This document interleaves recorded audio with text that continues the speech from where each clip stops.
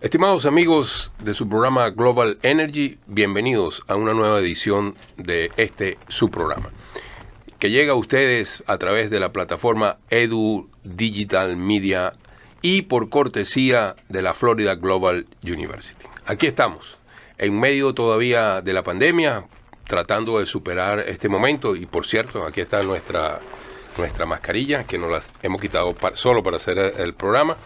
Estamos tratando de retomar de alguna manera lo que sea posible retomar. Creo que ha sido además importante porque lo que ha sucedido durante las últimas semanas en lo que tiene que ver con el mundo de la energía y en particular con los precios del crudo, pues tal vez requieran alguna explicación, por lo menos desde nuestro punto de vista queremos compartir con ustedes. Como ya era una costumbre en nuestro programa, vamos a comenzar por explicar un poco los precios del petróleo. Vamos a ver un par de gráficos allí en su pantalla y vamos a tratar de hacer un pequeño recuento de lo que ha ocurrido hasta el momento. Si ustedes se fijan, ven en la gráfica de la izquierda el WTI con los contratos a junio. Esta es una primera corrección que se ha hecho en todas las plataformas internacionales sobre la base de que estemos claros que estos son precios a futuro. Este no es el precio al cual se está vendiendo, transando en este momento, el día 23 de abril, el crudo WTI. Es el precio que tienen los contratos para el mes de junio. Vimos entonces una caída abrupta que ocurrió entre el 19 y el 21 de abril. El precio del crudo llegó inclusive a aparecer en algunas publicaciones en negativo. Vamos a hablar un poco sobre eso. Y el día de ayer tuvimos $1.60 la cotización y estamos ya hoy recuperando en 17.05, es el precio que se está cotizando el WTI alrededor de las 10 de la mañana en el mercado de Nueva York. Por su parte, ustedes pueden ver allí el Brent, que es el crudo marcador que se cotiza en Londres, y también surgió una caída. El Brent hace los cierres de contrato los días 30, el WTI, como dijimos, el día 20. Pues entonces probablemente veamos algún reflejo, quizás no de la misma manera o tan marcado como lo vimos en el WTI, por razones inherentes al tipo de transacciones y de modelo que existe en Europa. Pero también vimos una caída hasta $16.30 y estamos viendo una recuperación. Ya hoy, al final de la tarde, hora de Londres, estábamos hablando de $22.05 por barril. Hay una cosa que queremos reflexionar. En abril del año 2019, el 19 de abril concretamente, el precio que tenía el Brent era $65.55 por barril. El precio que estamos viendo ahora, 17.05, eso significa más o menos, términos más o menos, $48 por barril en un año ha perdido el valor, el precio al cual se cotiza en el mercado del WTI. Y con relación al Brent, pues la situación no ha sido nada distinta. De 71.55 que teníamos en abril 19, vemos una reducción hasta $50 por barril en este momento.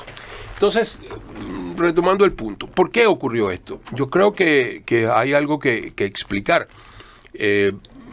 Los contratos, o sea, cuando se hace un contrato, usted está obligado a entregar el crudo o sencillamente a pagar.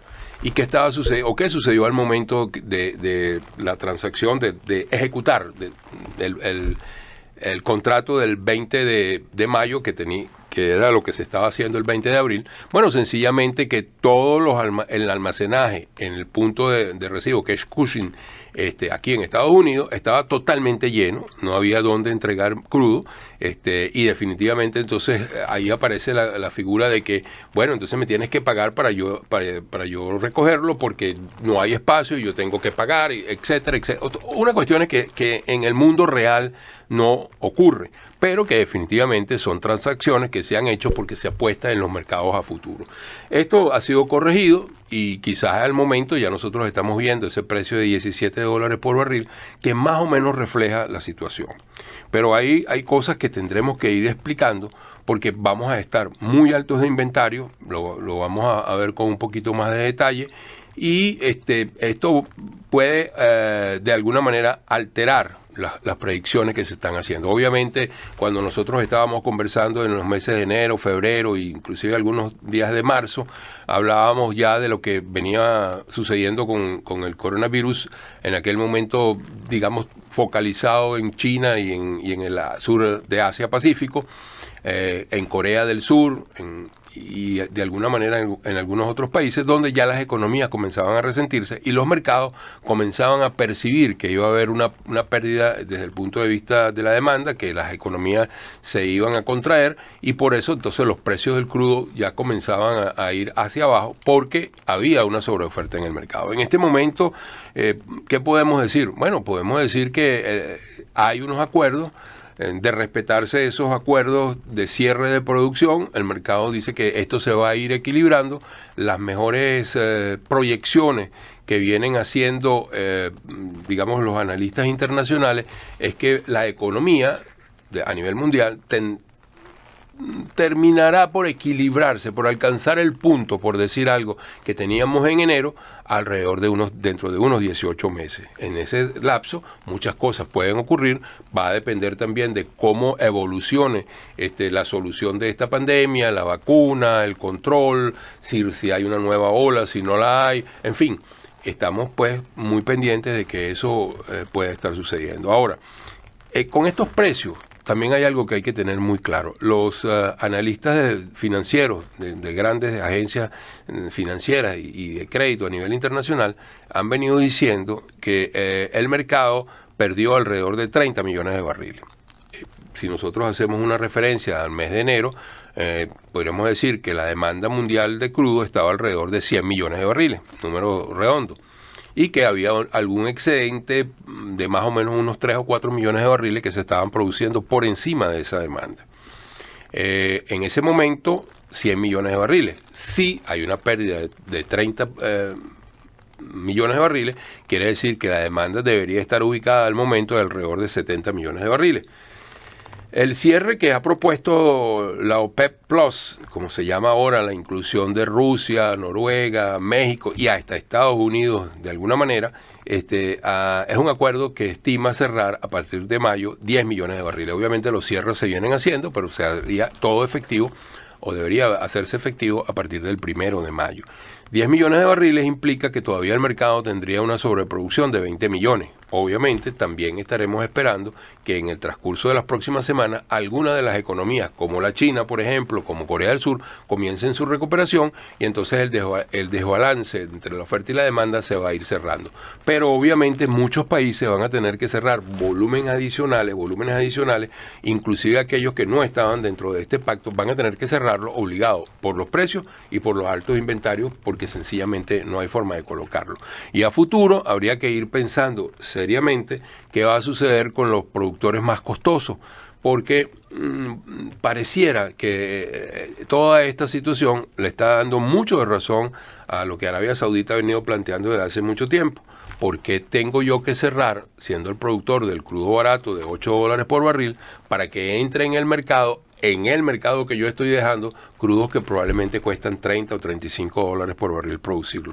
Entonces pareciera que ese mercado a futuro, en el momento de que esto comience a estabilizarse, va a ser un mercado para los productores más económicos y no va a haber tanto espacio para crudos costosos. Entonces, es una cuestión de pensar en que en algún momento se va a buscar el equilibrio, que la sensatez va a imperar en el mercado, el sentido común, y que hay que comenzar a buscar el punto de equilibrio de cuál es el precio del crudo que permite que las economías se vayan recuperando y que al mismo tiempo sea posible que algunos países que tienen una producción un poco más costosa puedan ir sobreviviendo, mientras que tratan de diversificar lo que allí está ocurriendo. Así que es una situación bien interesante, es muy difícil estar haciendo pronósticos o estar haciendo algunos tipos de escenarios, porque es todo muchas incertidumbres, hay muchas más incertidumbres que predeterminados, y lo único cierto en este caso es que hay una sobreproducción, que la economía está contraída y que se espera que esto tarde por lo menos 18 meses en recuperarse, motivo por el cual la situación se torna complicada. Pues bien, vamos a tratar de explicar esto de la manera más detallada que nos sea posible y de forma que ustedes puedan comprenderlo. Vamos a remontarnos al mes de diciembre del año 2019. En ese momento, Arabia Saudita, el príncipe heredero de Arabia Saudita, conocido como MBS, que al momento era ministro de la Defensa cuando fue nombrado príncipe o heredero del trono, era el ministro de la Defensa, un joven de unos 31 años, abogado, y bueno, ahora es el príncipe de Arabia Saudita. Pues bien, él es un personaje interesante en el mercado, es muy audaz, es muy firme, es muy directo, yo diría que muy duro en muchas oportunidades. Sin embargo, en el mes de diciembre, a nombre de Arabia Saudita, hace una oferta al mercado, a aquellos que son sus aliados, principalmente Rusia, que desde hace ya algunos años viene colaborando con la OPEP. Pues bien, el príncipe le dice que es necesario hacer un cierre de producción, que hay unos excedentes de producción en el mercado que superan lo que el mercado está demandando y que sería necesario cerrar alrededor de 600.000 barriles por día. Pues bien, Rusia le dice que no cree que es el momento pertinente, que hay que esperar y ver que esto definitivamente, o esa situación se iba a emparejar, se iba a equilibrar y que preferían por los momentos no hacer el cierre. En el mes de enero insiste Arabia Saudita a través del príncipe del reino y le dice nuevamente a sus colaboradores, a sus a gente que lo apoya, a los países que lo apoyan, que es necesario hacer un cierre, y esta vez dice que debe ser por lo menos 1 millón de barriles diarios, porque la oferta sigue siendo mucho mayor que lo que la demanda está pidiendo.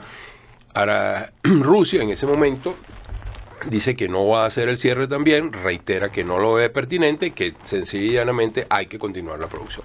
Pues bien, llegado el coronavirus y pasando todas estas cosas, llegamos los primeros días de marzo y en la reunión de OPEP, la reunión ordinaria de OPEP, junto con Rusia presente allí y otros países que participan en este tipo de reuniones cuando se está hablando de cuotas de producción, Arabia Saudita plantea entonces un cierre de 1,5 millones de barriles. En ese momento ya no responde el ministro de Petróleo de Rusia, sino responde directamente Vladimir Putin, que dice que Rusia está muy cómodo con los precios del crudo, que ya venían cayendo, como dijimos, ya se había hecho presente en todo lo que tenía que ver con Asia, el coronavirus, y que se sentían cómodos con esos precios, que iban a seguir produciendo y que no tenían ningún tipo de problema y que por lo tanto no veían ninguna necesidad de hacer ningún corte. Pues la respuesta del príncipe de Arabia Saudita fue, bueno, perfecto, entonces en este momento Arabia Saudita anuncia que va a abrir 1,5 millones de barriles a partir del 1 de abril y que comienza a hacer un descuento de $10 por barril en el crudo que está vendiendo particularmente a China en Asia. Eso, por supuesto, causó en el mercado lo que era lógico, una caída de precios mucho más acelerada.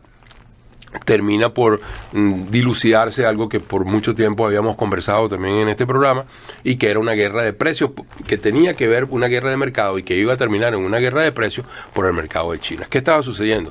Cada vez que se hacían los cierres, Arabia Saudita hacía el cierre físico, Rusia se comprometía con el cierre, pero no hacía totalmente el cierre físico. Esos barriles que dejaba de enviar Arabia Saudita a China, entonces eran llenados por crudo de Rusia.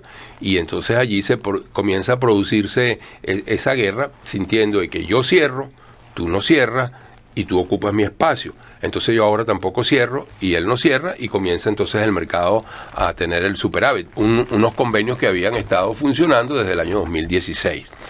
Ahora, además de esto, Rusia ve aquí en la caída de los precios una oportunidad para tratar de deshacerse de un competidor nuevo que tenía en Europa, su crudo en Europa, que es los Estados Unidos. Los Estados Unidos llegaron a estar exportando hasta bien entrado el mes de febrero alrededor de 2,5 millones de barriles que iban al mercado europeo. Esos 2,5 millones de barriles, que es el excedente que los Estados Unidos tienen, que a pesar de estar produciendo excedentariamente, importan algún crudo. Sabemos que tiene mucho que ver esto con las corridas en la refinería para optimizar los rendimientos, y se importan algunos tipos de crudo para complementar la dieta. Pues bien, entonces Rusia ve esta gran oportunidad de deshacerse de los Estados Unidos, porque a esos precios bajos el petróleo no convencional de los Estados Unidos no puede competir, y es necesario entonces cerrar. Ya por lo menos queda claro que no pueden crecer, porque con esos precios nadie lo va a invertir, pero inclusive producir, hay muchos de esos barriles que no son desde el punto de vista rentables para ellos. Total es que en el medio de esa situación, si nosotros recordamos un poco, comenzaron entonces las llamadas telefónicas. El presidente de los Estados Unidos, Donald Trump, anuncia que llamó al príncipe de Arabia Saudita y le dijo que quería hablar con él sobre los mercados. También llama a Rusia y de alguna manera habla con Vladimir Putin sobre la necesidad de sentarse a discutir sobre el mercado. Obviamente, si se producía la apertura de Arabia Saudita de 1,5 millones de barriles y seguía vendiéndose con los descuentos que se estaba vendiendo, pues la situación sería o hubiese sido todavía mucho más grave de lo que ya vimos. Esa reunión se da. Finalmente, una reunión que se da como suelen darse todas las reuniones hoy en día a través de Zoom o cualquiera otra de estas herramientas que se usan para tener estas reuniones, y acordaron un cierre prácticamente de 10 millones de barriles. Cada uno de los países hizo un corte de aproximadamente 23%, vale decir la cuarta parte de su producción. Hay un impasse cuando México dice que no va a cerrar los 400,000 barriles, que va a cerrar solamente 100,000. Entonces viene la oferta que surge de los productores del petróleo no convencional en los Estados Unidos de hacer un cierre de 250,000 barriles. A mi modo de ver las cosas, el cierre va a ser mucho mayor, pero eso es lo que se puso sobre la mesa, y eso sumó prácticamente 10 millones de barriles, que es lo que está en el compromiso para el cierre en el mes de mayo. ¿Qué puede entonces ocurrir en esta situación? Bueno, lo que dijimos, el mercado va a buscar equilibrarse, pero hay todavía un excedente muy grande, y estamos viendo en muchísimos lugares del mundo tanqueros muy grandes de las últimas generaciones, algunos activos y otros no tan nuevos, pero que son tanqueros muy grandes, que están siendo activados para almacenar. O sea, se están almacenando muchos barriles de crudo flotante en tanqueros. Ya digamos, todo lo que tiene que ver con los inventarios en tierra, los tanques, están prácticamente copados. Y esta situación, pues, tiende a agravarse si continúa la producción. Eso estamos viéndolo además cuando las grandes refinerías, de las 700 refinerías alrededor del mundo, quizá el 90% está comenzando a bajar carga, quiere decir, bajan su corrida de procesamiento porque sencillamente están produciendo gasolina, están produciendo jet fuel o gasolina de avión, están produciendo diésel y otros derivados que sencillamente no están siendo demandados en el mercado. En los Estados Unidos en particular, eso ya comienza a ocurrir en la costa del Golfo, porque definitivamente un país que tenía una altísima demanda de gasolina, pues los viajes se han reducido de una manera importante, y trae como consecuencia que los inventarios estén muy altos y no pueden seguir procesando crudo en esos niveles porque no tendrían cómo almacenar esta gasolina. Igual pasa con los aviones. Prácticamente el 90% de la flota aérea internacional no está volando. Hay algunos vuelos reducidos en muchos países desde el punto de vista doméstico interno, pero definitivamente también se ha caído de una manera importante la demanda del combustible de avión. Esta situación podría de alguna manera ocurrir en cualquiera de las dos direcciones, o agravarse si definitivamente no se levantan algunas de las restricciones para que la economía comience a recuperarse, o podría por lo menos estancarse si esta recuperación económica comienza a ocurrir en algunos lugares. En todo caso, habrá que hacer un seguimiento muy cercano. Aquí en los Estados Unidos también hubo un anuncio importante que quizás no fue tomado muy en cuenta. Nosotros hablábamos de que quizás los Estados Unidos iba a restringir las importaciones de crudo para tratar de darle uso al crudo nacional, que está excedentario y con muchos inventarios, que probablemente tampoco iba a poder colocar muchos de los barriles que estaba colocando en Europa, y que por lo tanto iba a tener problemas muy importantes desde el punto de vista de inventario. Pues el presidente de los Estados Unidos ha dicho que dio instrucciones para que se compren 75 millones de barriles y sean colocados en la reserva estratégica. Reserva estratégica que a ciencia cierta nadie sabe dónde está, reserva estratégica que a ciencia cierta no se sabe, públicamente al menos, cuánto volumen todavía puede tener, pero quedamos en que van a estar haciendo 75 millones de barriles. ¿Qué puede pasar con todo esto? Es algo que vamos a estar haciéndole seguimiento en nuestro programa. Por ahora la situación está allí y vemos cómo podría estarse afectando esto de una manera importante en Venezuela, porque cualquier tipo de recuperación que se estuviese pensando, como hemos hablado en otros programas, tendría que replantearse al momento bajo la situación actual. Obviamente todos ustedes saben que hay un problema gravísimo porque en el país no se está produciendo nada de gasolina, que todo depende de la gasolina importada, pero es que además de importar la gasolina también están los sistemas de distribución y hay una cantidad de cuellos de botella que tienen que ser superados. Entonces igual ocurrirá con cuáles son los barriles de crudo que serán rentables a los precios bajos que vamos a tener por un tiempo, quiénes estarán dispuestos y cómo se harán las inversiones, y eso es algo que va a estar replanteado en todos los países. Se lo tendrán que plantear en Colombia, en Ecuador, en Argentina, en Brasil, en fin. Yo creo que hay un cambio estructural profundo desde el punto de vista de la visión económica y desde el punto de vista del mercado de los hidrocarburos. Pero bueno, tendremos mucho más tiempo de conversar con esto en próximos programas. Yo por ahora quiero decirle que les agradezco muchísimo su atención, que estoy muy complacido de poder retomar nuevamente el programa Global Energy a través de Edu Digital Media, y gracias a la firme colaboración y apoyo que recibimos de la Florida Global University. Así que por ahora les decimos que los esperamos la próxima semana y con muchísimo gusto estaremos conversando con ustedes. Gracias y hasta la próxima semana. Cuídense mucho.